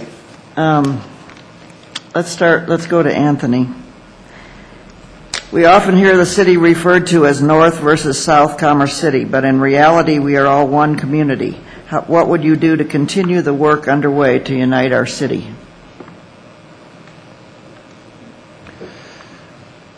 That is a very good point. There is really two cities in one we're looking at right now, where you have an established portion of the city and you have part of the city that's experiencing amazing growth. I think they could be mutually beneficial. I think with the improvements on Tower, the improvements on Highway 2, increasing the number of lanes, is going to show mobility between the two portions of the city. What we just need to do, I think, is show how both portions are going to benefit the other, not where one is just benefiting off of the other portion of the city. There are many different programs that we can look at to take care of this, and it is a definite concern of mine. Thank you. Okay. Gene, same question. I don't think there is two different portions of the city. Hasn't anybody noticed we only got one name on the city? The problem is the city's like a family. You have an older part of the city that needs certain services. You have a very young portion of the city, much like a child, needs completely different service than the older portion. The services that one area of the city feels is a disparity, the other portion of the city has felt the same in the past. All things will come to all places in the city. It's a matter of time. You don't grow up overnight, and you don't reap all your benefits instantaneously. As you mature and you become older, you will have all your benefits. Those who feel aren't getting their benefits, just wait, they're coming. There's no separation in the city. The separation is imaginary. It's an illusion. We're all here. It's the same city. It's all got the same name. We all got the same problems. Okay. Michael, same question. Yeah, and this is a good point. When I'm outdoor knocking and talking to folks, I tell them, we're kind of two different communities connected by a wildlife refuge. With all due respect, Gene, I come up against it. People will say things like, well, down there they got a pool, our tax dollars are paying for a pool. And I'll say, well, that was construction, that was shovel ready. We're getting our rec center up north. There is an equity going on here. So I'm already trying to push back against the divisions when I see them and feel them. The church in my community, Landing Place, has a group that works to try and bridge the gap. I support that effort. I think I agree with the premise of the question that we do need more interaction between the two communities.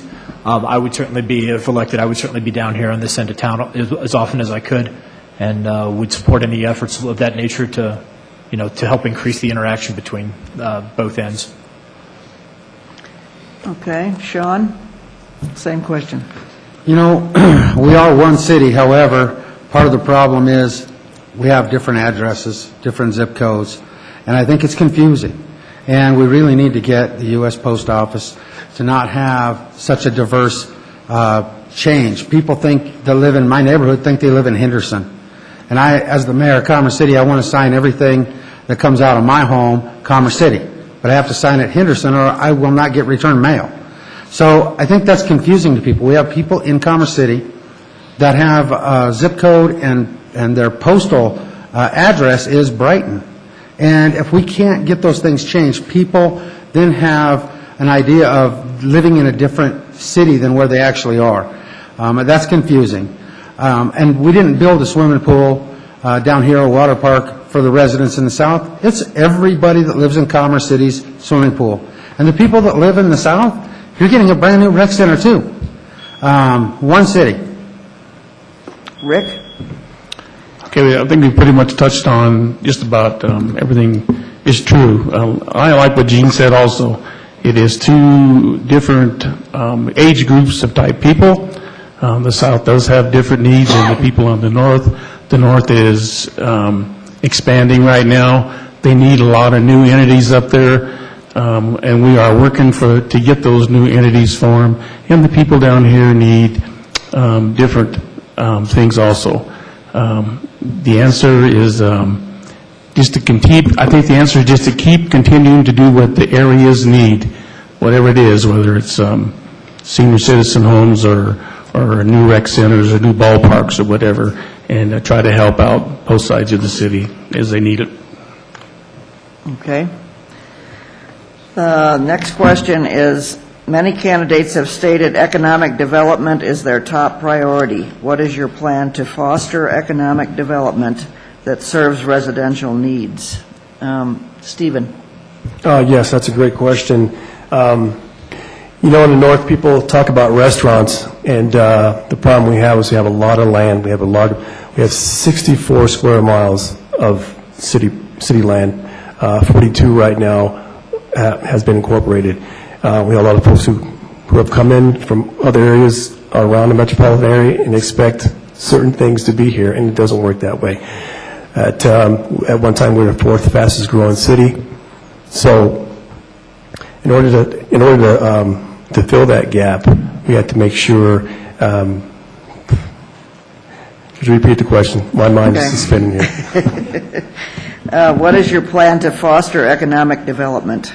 Right now, the way things are in place with the 1% sale tax, it brings parity. So we have to make sure that when that money is spent, it's spent well with the keeping in mind of what the intent is. Okay. Ellen? Same question.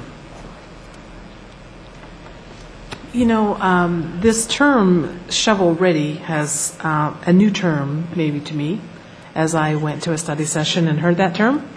Maybe I didn't think of it in that realm of having a piece of land ready, to be shovel-ready.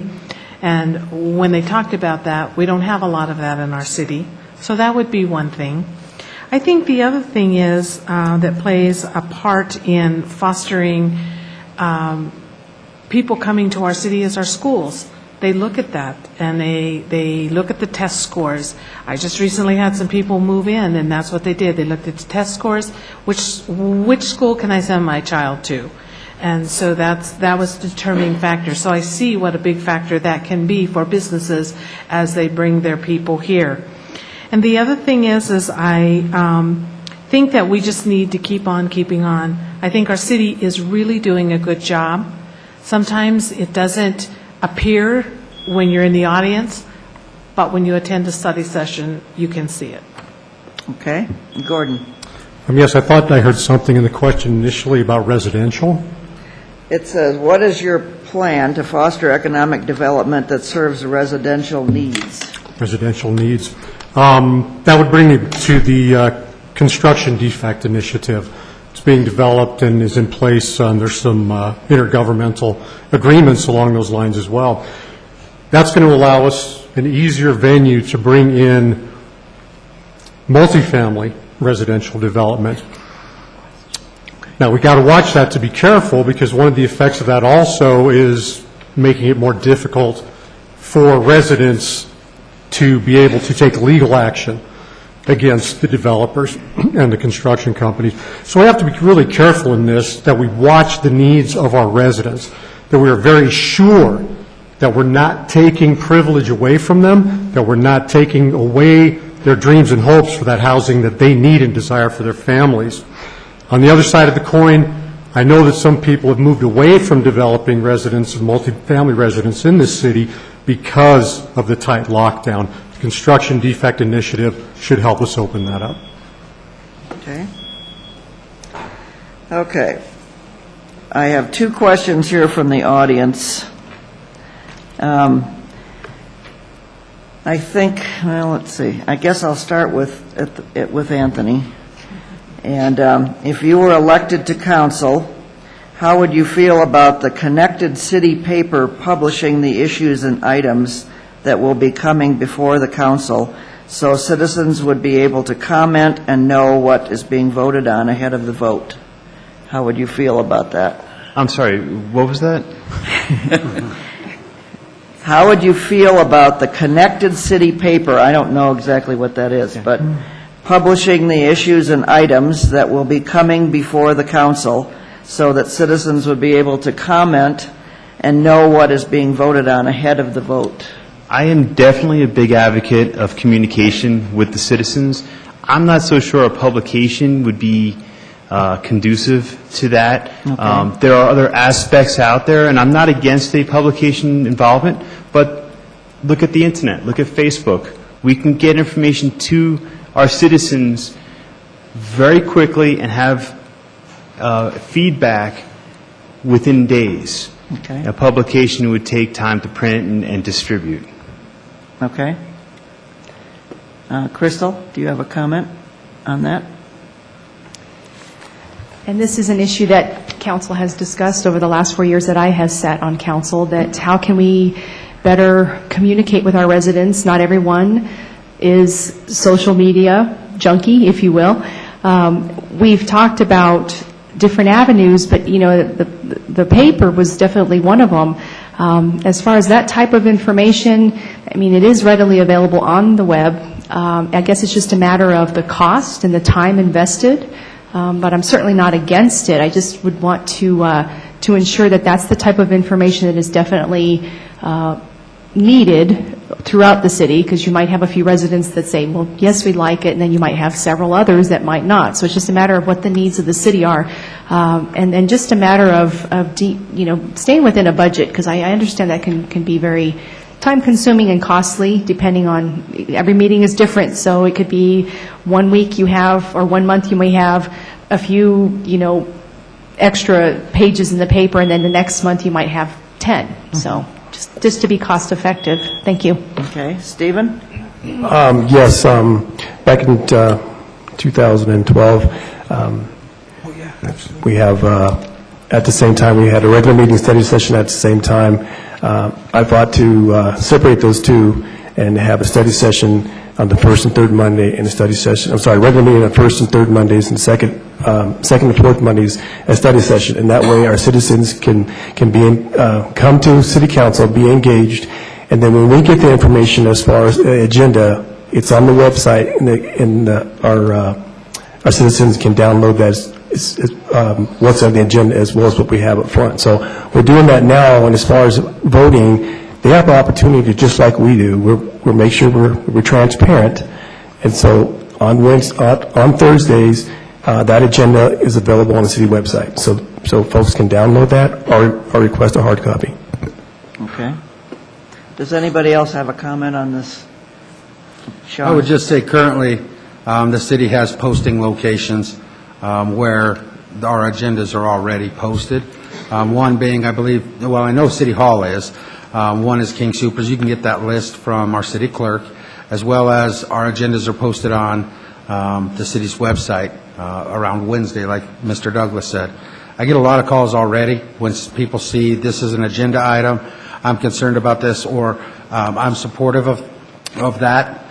So it's available now, and to put it into the paper, I wouldn't be opposed to that, but we try to use the paper to make sure we're getting as much information to the residents as we can, and there are venues for them to already get to that, the agendas through public postings and through our website. Okay.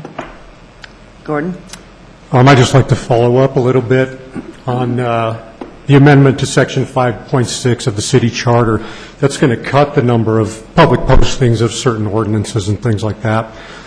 So in those terms, Commerce City Connect would be a great venue for information dissemination, but I think we need to be careful of that posting as well, the public postings. Also, we need to look at the crossover of government influence and make sure that neutrality is absolutely maintained. Okay. Does anybody else want to comment? Helen? You know, I am not opposed to the Connect paper and posting different things, but the other night at the study session, it was brought up about signs, campaign signs for us, or campaign signs for the initiative, and so the guidelines. However, the paper had already gone to press. Oh. And so there was not, that was not going to be an avenue. And so it was talked about that maybe in the years to come, that when they do the candidate talk, they can have people there that would represent the school district. But that would be the only thing I would say. So I would say to continue with your social media, posting where it's posted now, and et cetera, but I would not be opposed to the Connect. Okay. The last question here is, how will your kids or teenagers be involved? Is there some way that you could get the teenagers be involved in the community? I'll Maria? start. Okay. I have my two children here. Jasmine, 24, Tony, 20. Tony has been involved in the Youth Commission. Since very early on, I taught him to be involved in the community because the community belongs to us.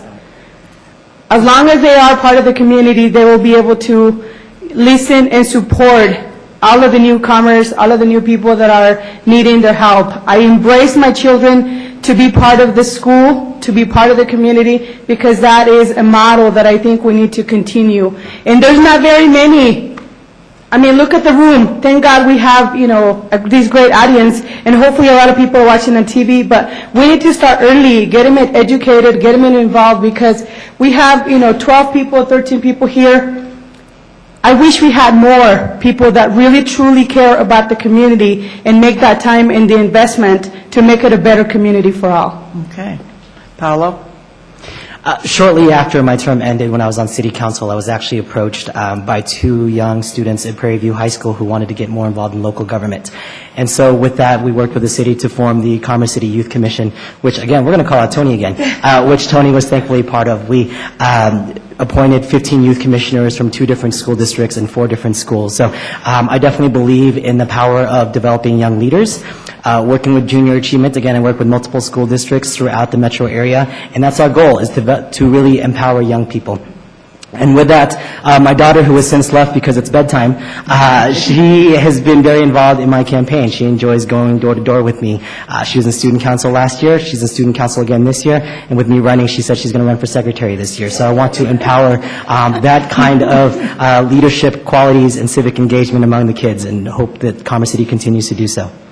Okay. Michael? Yeah, I agree with a lot of what's just been said here. I love the idea that we have a youth commission. I think that's a fantastic thing. We obviously need to continue using that. I think I saw a scholarship that we have for youth. I apologize that I don't know more of the details of that. I think that's a great thing that we should have more of. But I'd be happy to personally reach out to some of the high schools and see what we can get involved in. Talk to my own 15-year-old son and see what he thinks. He has some level of engagement. I'd love to get him plugged in and some of his friends and colleagues plugged into what the city's doing. So maybe we can get him involved with the parks somehow, help him keep the parks clean, things of that nature. Okay. Rick, I don't know, did I talk to you before? I can't remember. Well, it's, my granddaughter was here last week at City Council. There is programs in place in the schools today, 27J, I know for one, that require the youth, the senior youth especially, to go out and get involved in the city. We have the Historical Society, which is also, my granddaughter serves on, is the photographer from the North End, trying to document all the brand new stuff going on in the North End. And she was also here for our last regular meeting, representing student council for this charter school that she goes to in Brighton. So there's programs in place to have the youth get involved. Okay. And lastly, Jean, I think I skipped you. You did skip me. I think the question had to do with getting involving youth involved. Involving teenagers and... Well, my kids are beyond teenagers now. My older son, he's getting ready to become a union steward over at Union at UPS. My younger son, he's walked through half the city with me door to door in the past, and he probably will be getting involved in politics. I think he's just kind of letting me pave the way for him. So I can assure you that at least one of my sons will be visiting this forum at some day. Thank you.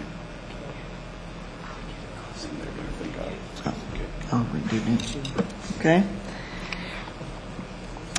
Thank you again for joining us this evening. We will now have the candidate closing remarks. Each individual will have 1 minute to make their final pitch. We will start with our at-large candidates, followed by our ward candidates, and then the mayoral candidates in ballot order. Ms. Gonzalez, you have the floor. I believe in Commerce City. I believe in Commerce City. I believe in the mission of Quality Community for a Lifetime. I believe that we can work together, and we have in the past. I've been working for this community for the last 20 years, and I'm very proud of that. And even if I don't get elected, I will continue to work together with the School District 27J, with the School District 14, and with a number of nonprofits, and continue to grow our small businesses. I know some people want big businesses. I love small businesses. They're the biggest part of the city as well. And I respect every single one of you. I wish you luck. I know this is not easy, but I applaud, all of the hard work that everybody has put into the campaign. And at the end of the day, we're here to serve the people of Commerce City. So thank you. Okay. Jean? My closing comments. I said earlier, everybody's welcome to stop by my place and talk to me. I didn't give you my address, but I will. It's 6530 Brighton Boulevard. That's part of the Garden Terrace subdivision, established in 1922. Come on by and visit me. Give me a call on the phone. My phone number is 303-287-3075. Call me. Stop by. Talk to me. You want to find out what I'm about? I've been here for 35, 40 years. Been to all those meetings. I'm here to represent the citizens of Commerce City. And I won't back down off these issues. Anybody that knows me ought to know that. So if you want serious representation, you want strong representation, you want committed representation, think about voting for me. It's the 5th time around, guys. It's about time. Stephen. Yes. I'd like to thank everybody for coming out and spending your Thursday night with us as candidates. I have had the great privilege and honor of serving you on your city council for the last 4 years. I can honestly say in the last 4 years, this has been a most rewarding part of my life. In a way I could never envision, and they also have gone by fast. I've served along Jim Benson, who termed out here, and other folks that are on council. And I'm just one vote and one person, but together we have done great things, and we have 5 out of the 5 projects. Out of the 5, we have 3 more projects to go, and I just want to continue to make that effort to make sure those are done, and also pave the way for future council members. I mean, you know, being on city council, I tell you, it's you can't get everything done. We're making sure we lay down the foundation for the ones who come behind us, like passing the baton. Thank you. Crystal? First of all, I want to thank everyone spending your Thursday evening with us all, and thank you for listening to what we have to say. Again, Commerce City native have been very proud to call Commerce City my home. Again, public servant is in my blood. I'm approachable. I'm strong. I may be one of the quietest ones up on the dais in the past, but it's because I'm an analytical person that I have to understand what is brought before me to make a sound decision. A lot of decisions that we've had to make over the last few years have been difficult, and some have been easy. I'm a caring person. I'm approachable, as I said before. I just want you to know that I want to continue to do what I've done for the last 4 years, served with a great council. We've come a long way, and this is to build a legacy for the future. This isn't to just make decisions for the next 4 years. This is for the community, quality community of a lifetime. Thank you. Okay. Anthony. I am new to the political arena. I'm not a politician at all. I'm just a concerned resident. I do want to serve my community, and there are many avenues which I can serve the community. I am very proud of this community. I would bring new ideas. I'd bring an analytical mind. I do have experience starting a business and running a business. I understand a lot of the strong points to the city in dealing with the economic development. I also understand a lot of the shortcomings that I've encountered in this forum. If I'm not elected, I will still continue to serve the community as best I can. Thank you. Okay. Paolo. Oh, I thought we were going ballot order, so I thought it was going to be Michael. Oh, Michael. Okay. I'm sorry. No, so it is okay. Yeah, Michael. First, I want to thank everyone for sticking around. Look at this huge crowd we still have after all this. That's amazing, and thanks to y'all for putting this on. I really appreciate it. You know, the crowd is kind of reflective of the city we live in. It's a very concerned city. It's a very engaged, particularly up in my neighborhood, and it'd be an honor to serve those folks. I think I'll leave you with this. You know, I was raised by a single mom.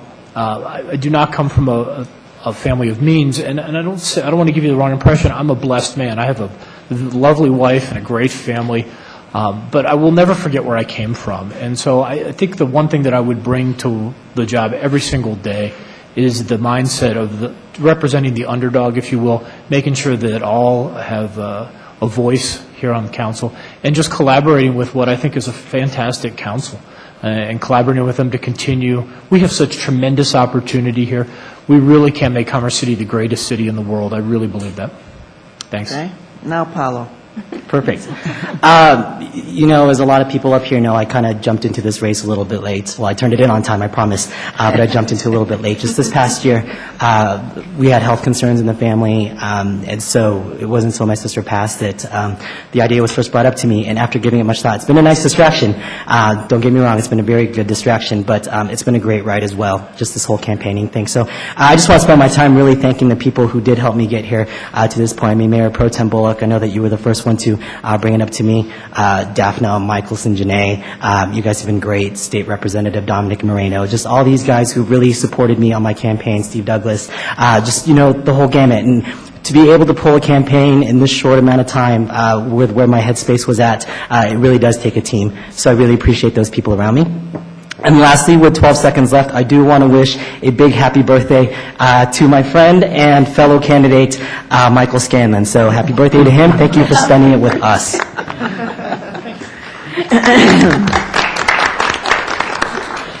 Ellen. Thank you. You know, I believe in giving back to the community. I served as a school board member for 12 years. And I had one son who supported me 100%. I had another son who who said, "Mom, I have no idea why everything I bring home from this district has your name on it." So I've lived through that. They now have grown, supported me, and in my quest for city council. With my past experience, and I love the area, I feel like that being on city council is a good match. I would be able to hit the ground running with my past experience as a board member. I would bring a fresh and a strong voice for Ward 4 at the city council table. I also have more time because of my retirement that will happen at the end of the year in 2015, and I would count it a privilege to serve as a representative from Ward 4. I appreciate your vote. Third on the ballot, first for you on Ward 4. Okay. Rick. Okay, well, again, I would like to thank the people for coming out tonight. As I said earlier, this is my 38th year serving the people of Commerce City. I am running unopposed for Ward 2 this time, so I will be serving 4 more years for Commerce City. I look forward to that. I enjoy what I do, and I look forward to continuing to help the people of Commerce City. I am very pleased with the current board that we have, and like I said earlier, we are doing great things. We have a lot of great projects that we are having progress right now. We would like to all see them continue completed, and look forward to starting new projects for the people of Commerce City. Thank you. Okay. Gordon. Well, thank you so much for taking time to participate in this forum tonight. Please feel free to meet up with me afterward or contact me down the road for further discussion. Also, please visit my website or Facebook page to see further information or to submit any questions, comments, or concerns. My platform, in addition to strong, equitable leadership, lies in community building, development, social and educational equity, and governmental accountability and transparency. My mission is to serve all residents of Commerce City within the highest ethical standards while protecting and maintaining the integrity of myself, the citizenry, and trusted government stewards. I will serve respectively and happily with the utmost regard for the city charter, history, and related goals of the great city of Commerce City, Colorado. Muchas gracias y juntos fortalecemos la comunidad. Thank you very much, and let's build community together. Okay. And Sean. Well, I think most people that know me know that it's never been about me. It's always been about my community. I want to thank all of you for being here. I want to thank all the residents at home. I've been honored to have served for as long as you've allowed me to, and I would be honored to serve you again if you choose to have me do that. God bless Commerce City and its residents. Thank you. Okay. On behalf of the League of Women Voters of Adams County, Commerce City Business and Professional Association, and Community Enterprise, thank you again for joining us this evening and helping inform voters in advance of the November 3rd election. Please stay to enjoy refreshments and interact with candidates in the atrium. Have a good evening.